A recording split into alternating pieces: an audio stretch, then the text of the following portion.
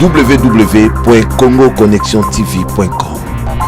Un site nouveau dans un nouveau monde. Contactez-nous au 438 877 4064. Facebook Congo Connexion TV. De grandes décisions promises, Joseph Kabila les a annoncées au Congrès. Mesures de grâce, gouvernement de cohésion nationale, le M23 doit déposer les armes au risque d'être contraint de force, sont dans les loups. Tissage de raffia qui fait nouer le debout du mois à une famille, la réalité se passe à Idiofa, territoire de la province du Bandundu. Antena, le journal Mami Tambou.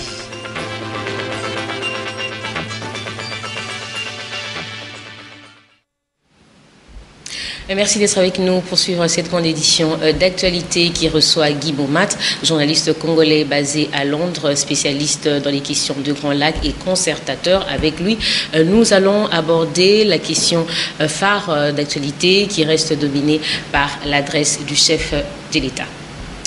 Devant le Congrès ce mercredi, Joseph Kabila a annoncé un gouvernement de cohésion nationale. Le M23 doit déposer les armes ou les forces armées de la République démocratique du Congo vont le contraindre de force. Le Sénat, les assemblées provinciales et les gouverneurs restent au poste jusqu'à l'organisation des élections par la CENI. On a décidé le président de la République dans son discours. Le résumé est d'Éric Izami et Plessota.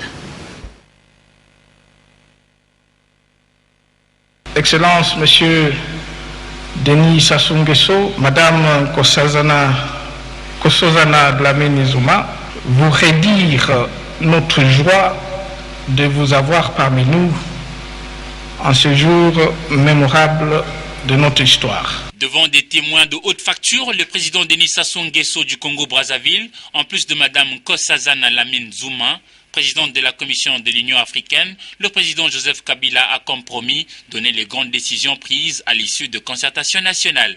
Pour le chef de l'État, tous les Congolais doivent changer de méthode. Pour changer le Congo, nous devons d'abord nous-mêmes changer. Changer dans notre manière de vivre ensemble, notre manière de faire la politique,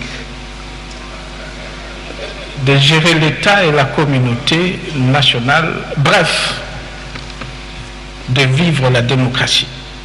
Le gouvernement dit de cohésion nationale est imminent. Il sera le fruit de la majorité, opposition et société civile. Joseph Kabila a intimé l'ordre au Parlement à renforcer la rigueur au volet contrôle parlementaire en vue de l'instauration de la bonne gouvernance. Pour réaliser de façon certaine toutes les aspirations du peuple congolais, telles qu'exprimées dans les recommandations de concertation nationale, et les traduire en mesures d'exécution conséquentes, je demande aux autorités budgétaires et aux services mobilisateurs de recettes de tout mettre en œuvre pour doter le gouvernement de la République d'un budget crédible. À cet effet, je mettrai un soin particulier dans le choix des animateurs des institutions et dans l'application rigoureuse et systématique de la sanction pour mettre hors d'état de nuire tous les éléments susceptibles d'hypothéquer notre détermination à améliorer la condition sociale du citoyen congolais.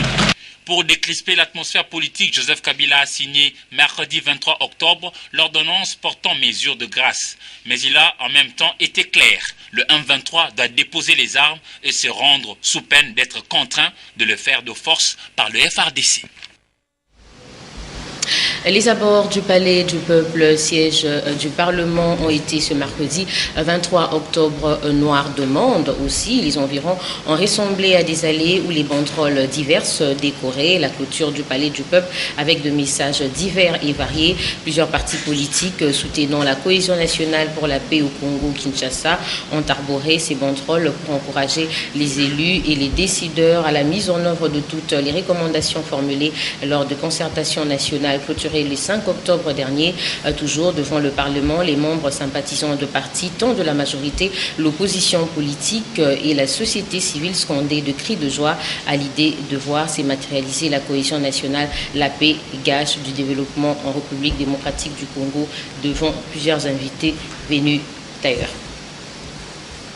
Et comme il fallait s'y attendre, les réactions n'ont pas tardé. Pour la majorité des élus du peuple et averti, le chef de l'État n'arrête pas d'impressionner quant à sa capacité d'honorer ses promesses. Réaction croisée au micro de Eric Izami et Blessonda.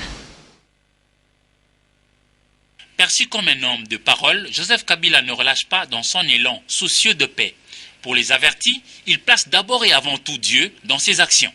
Vous savez qu'il y a un adage vieux en français qui dit que celui qui met Dieu dans tout ce qu'il fait retrouve le même Dieu dans tout ce qui lui arrive.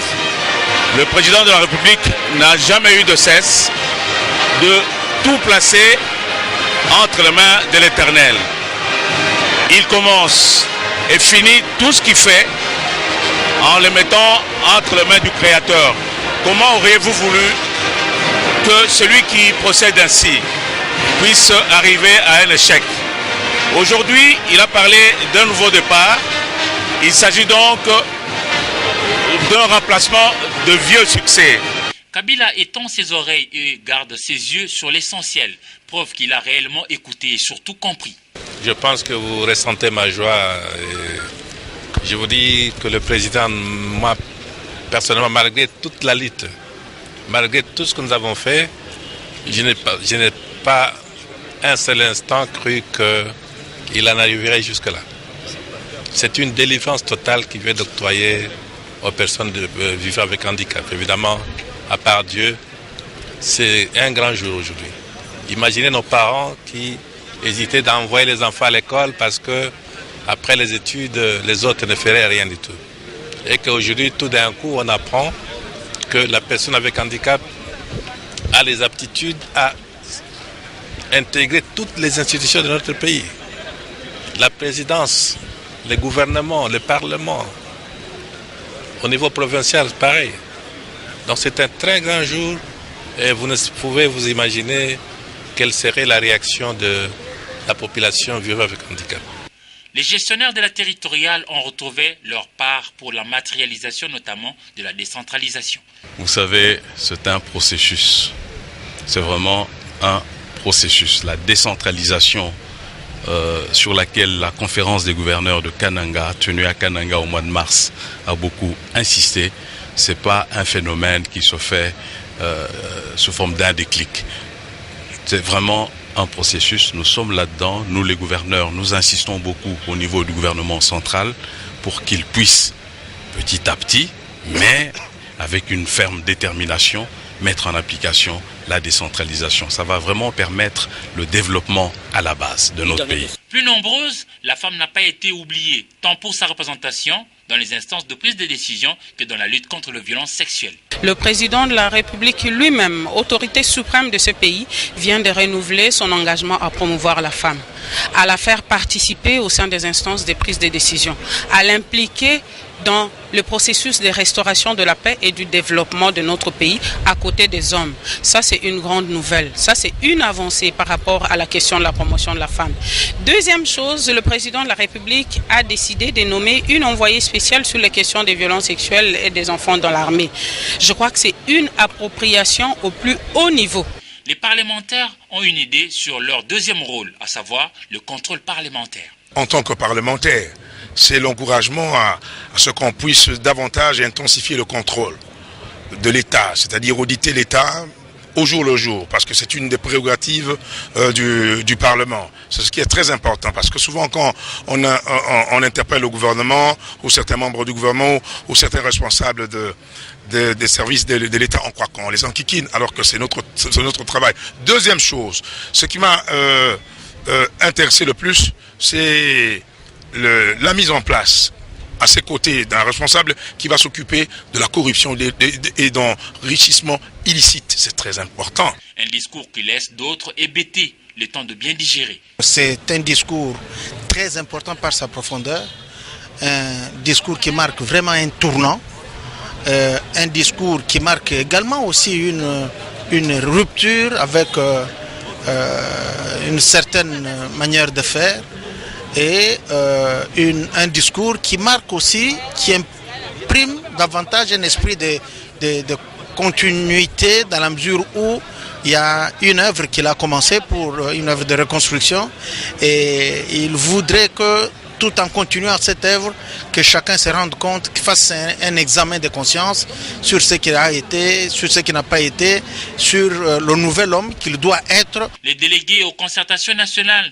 se sont retrouvés. Leurs recommandations ont été respectées. Le chef de l'État a rencontré les aspirations de la population, parce qu'il a brossé d'une manière générale, où il a rencontré toutes les recommandations qui ont été faites par les concertations nationales et il a pris l'engagement de les exécuter et d'aller de l'avant pour le bien-être du peuple congolais. D'une manière générale, je pourrais dire que je suis content de son discours et des engagements pris. Le discours a été un engagement ferme vis-à-vis des ennemis du Congo-Kinshasa. La paix, où le président de la République a dit que les groupes armés doivent, ils ont des alternatives. Soit qu'ils déposent les armes et ils se rendent, c'est l'une des alternatives. Et l'autre alternative, c'est qu'on les contraint par la force.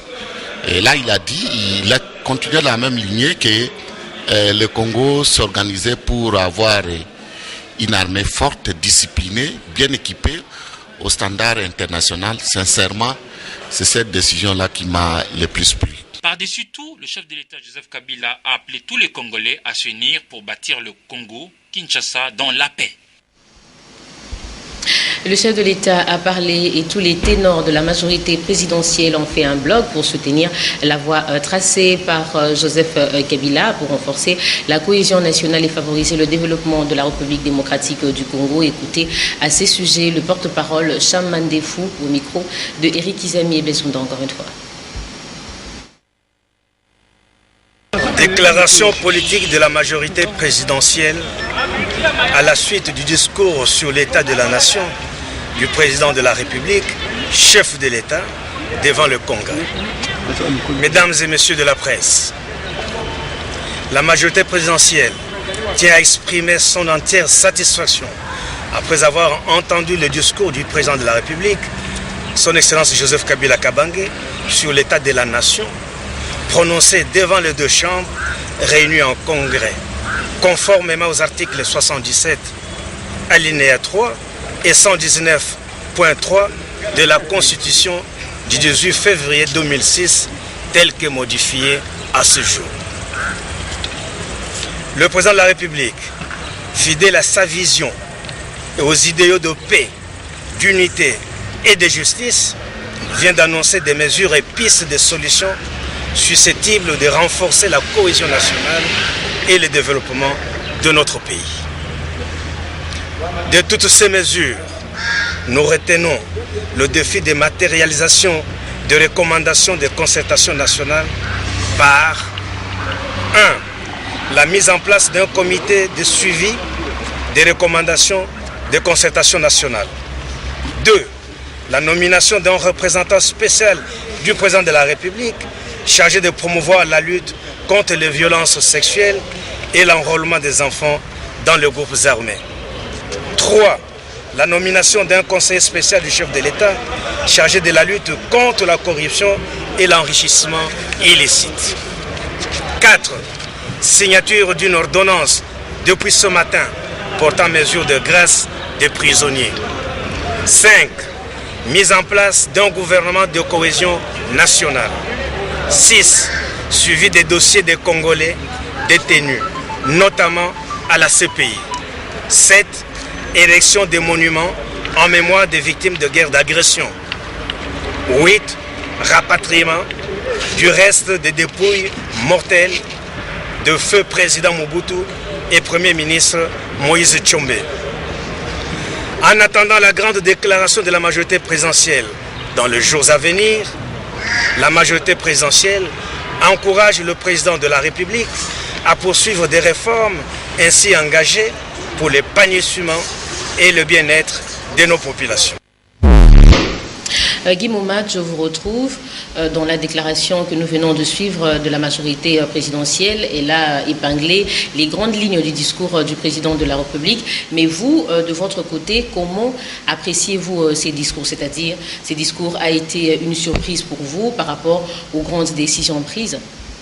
Bon, en principe, une surprise, pas du tout, dans la mesure où, depuis un bout de temps, nous suivons le cheminement du chef de l'État, notamment par rapport à son action gouvernementale et par rapport aussi à ses propos.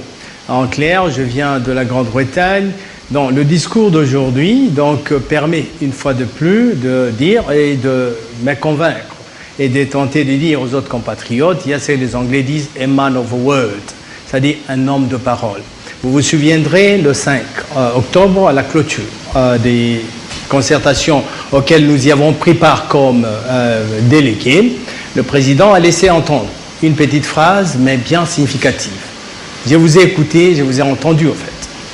Et que, plus tard, il a dit que dans les jours qui viendraient, il va prendre des mesures importantes. Et au jour d'aujourd'hui, donc on est 23, comment dirais-je, ce 23, nous estimons et nous pouvons confirmer que les choses telles que nous les avons entendues sont arrivées, puisque quelque part, d'entrée de jeu, dans son discours, il dit quelque part que non, il s'engage à matérialiser les recommandations telles que nous avons recommandées au niveau des concertations nationales. Ça, c'est un fait. Et au niveau des autres, comment dirais-je, de la concrétisation de ces faits, il y a une certaine, mais dans une certaine mesure, il y a un certain nombre d'éléments ou des résolutions, des décisions qui viennent d'être prises au jour d'aujourd'hui par le chef de l'État et qui entrent justement dans le sens tel que voulu par les concertateurs. Peut-être plus tard, oui, peut-être plus. Et pour la diaspora, par exemple, le desiderata de la diaspora a été pris en compte, et parce que lorsque le président de la République dit quelque part qu'il faudrait faciliter les démarches consulaires auprès de ceux qui ont obtenu la double nationalité en attendant le Parlement.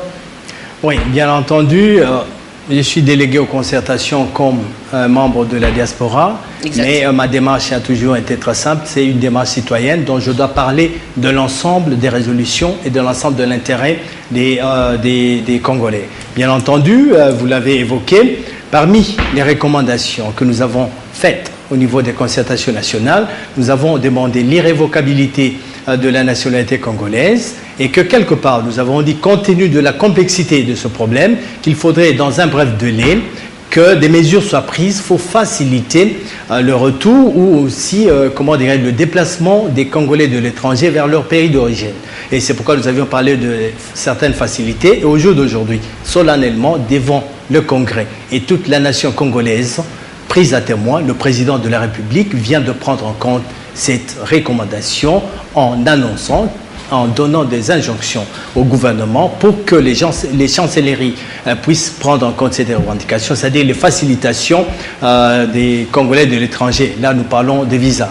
Dans l'une de mes interventions ici, nous avons parlé du coût des visas au jour d'aujourd'hui pour tous ceux des Congolais comme moi qui vivent à l'étranger, bien entendu, bien que je n'ai pas changé de nationalité, bien que vivant en Grande-Bretagne depuis plus de 15 ans. Vous êtes toujours congolais? Je suis toujours congolais. Je suis fier d'avoir mon passeport congolais. Quand je viens ici, je n'ai pas besoin de visa. Mais pour l'ensemble des Congolais, puisque nous parlons de la cohésion nationale et pour l'intérêt national, nous savons qu'il y a certains de nos confrères qui vivent avec nous à l'étranger, qui détiennent une nationalité autre pour des raisons diverses. Mais au jour d'aujourd'hui, c'est une réponse positive venant du chef de l'État. Ça, c'est en ce qui concerne la diaspora.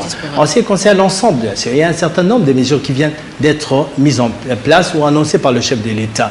Je ne veux pas parler, puisque lorsque j'évoque, par exemple, en ce qui concerne le gouvernement qui sera mis en place, le gouvernement de cohésion nationale, qui va inclure la majorité, l'opposition et la société civile. Il y a 2 semaines, nous avons été invités ici, nous avons évoqué avant le discours du chef de l'État de cette éventualité, surtout le bien fondé. Et aujourd'hui, nous sommes satisfaits par les motivations qui ont poussé le chef de l'État donc à pouvoir annoncer cette mesure. Donc, cela se justifie par le fait que, vu la situation de l'Est de la République démocratique du Congo et vu les recommandations des concertations nationales, il a fallu qu'il y ait une sorte de bloc pour faire face à l'agression ou aux guerres récurrentes à l'Est de la République. Mais selon vous, tel que vous voyez les choses, les effets de changement pourront se faire à quel moment? Je dis c'est un processus, au moins au niveau de la décision. C'est pourquoi je parlais des motivations.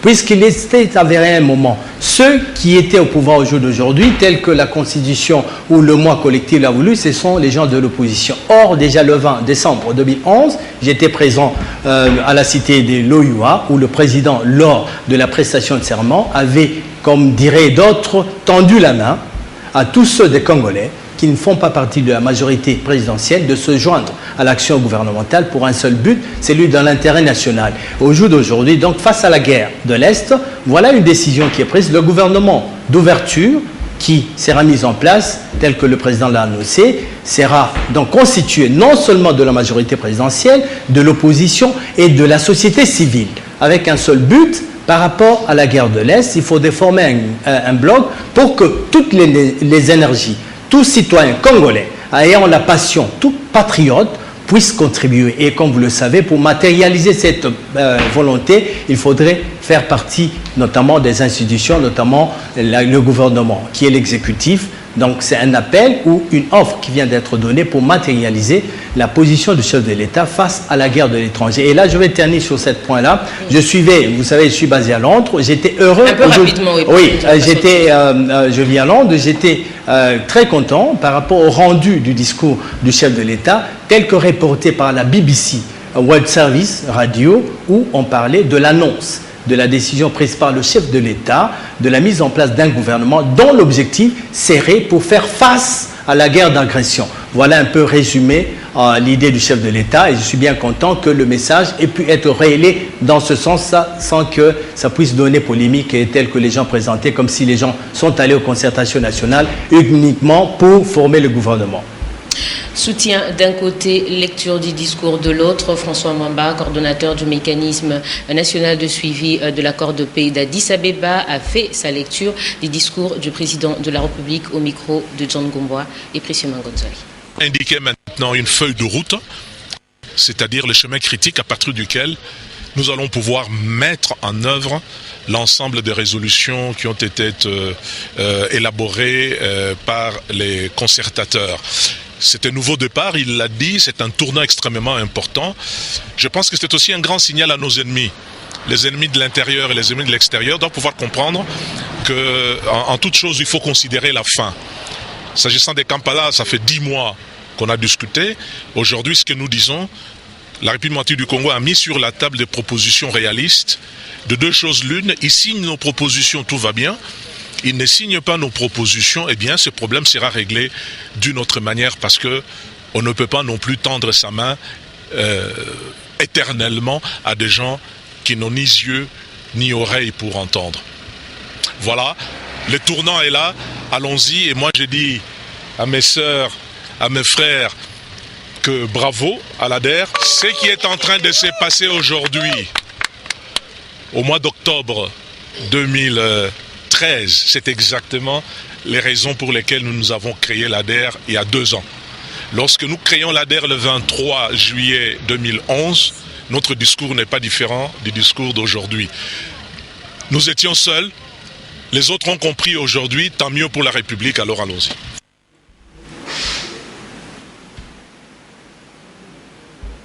François Mwamba est aussi président du parti politique ADER. Et du côté de la population, les personnes interrogées par nos reporters souhaitent voir la concrétisation de promesses faites par le président de la République, surtout l'amélioration des conditions de vie. Micro-trottoir de Odon, Joseph Bongambo et Safi Maléo.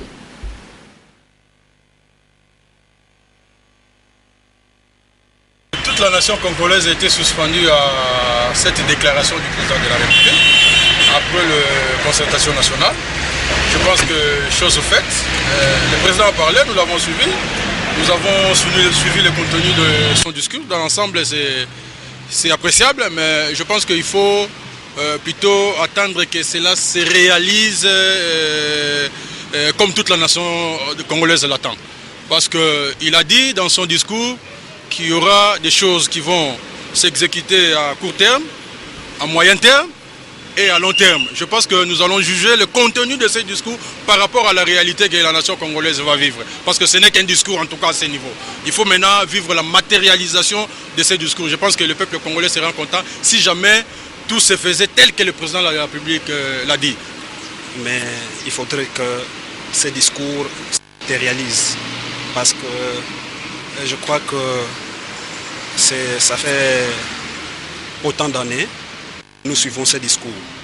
Nous voulons que ces discours, cette fois-ci, se matérialisent, c'est-à-dire qu'on puisse les vivre dans les vécus quotidiens de la population congolaise. Là aussi, il faudrait que quelqu'un qui va intégrer le gouvernement, lorsqu'il y a des bavures, il faut que ces gens-là soient sanctionnés. Parce qu'au jour d'aujourd'hui, le Koulouna, les bandits qu'on traque, mais aussi si on pouvait traquer ceux-là qui détournent les deniers publics, je crois que ce serait une bonne chose.